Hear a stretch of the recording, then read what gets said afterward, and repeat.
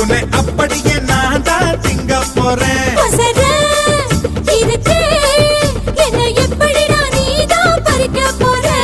அணிலாக மாறினான் அழகாக தாவினான் அங்கங்க உன்னை கடிக்க போறேன்.